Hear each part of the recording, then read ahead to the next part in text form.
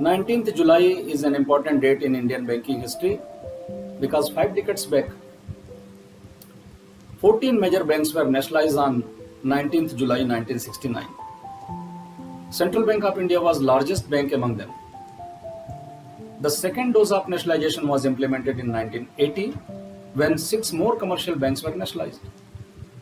In pre-nationalization era, the banking facilities were available only to the large corporates, certain business houses, and the privileged person of the society.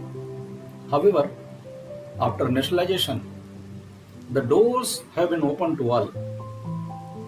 So the basic objective of bank nationalization was to provide banking facilities to a common man.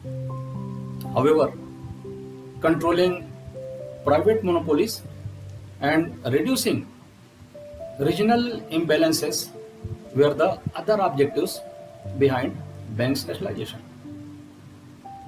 If you look back the journey of nationalized banks, then you will find that the several challenging programs and tasks like implementation of government sponsored schemes, financial inclusion, financing to the REM sector, that is retail, agriculture and MSME, demonetization, digitization, financial assistance under COVID-19 and Atmanirbhar Bharat package have been successfully undertaken by nationalized banks.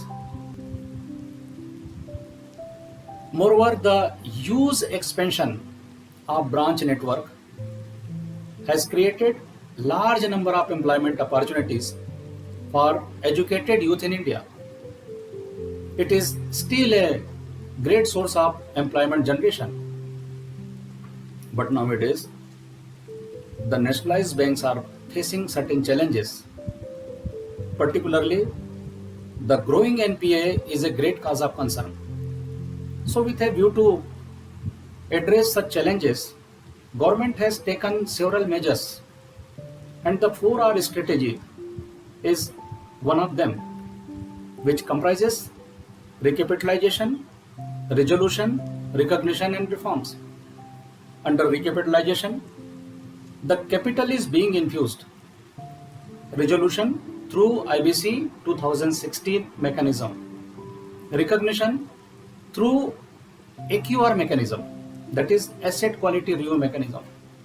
And reforms, that is governance reforms through ease reform agenda, enhanced access and service excellence agenda, including merger and consolidation of certain banks based on their cultural compatibility and smooth integration of technology.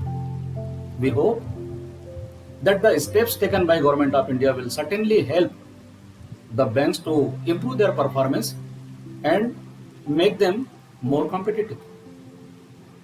However, the nationalized banks have been playing a significant role for comprehensive economic growth of our country despite their challenges and adversities. Their strength is based on 4 core values. You can call them 4 golden principles, namely customer centricity, integrity, transparency and regulatory compliance, which inspire them to serve the nation with missionary zeal and dedication so that India can emerge as global leader. Thank you. Thank you very much.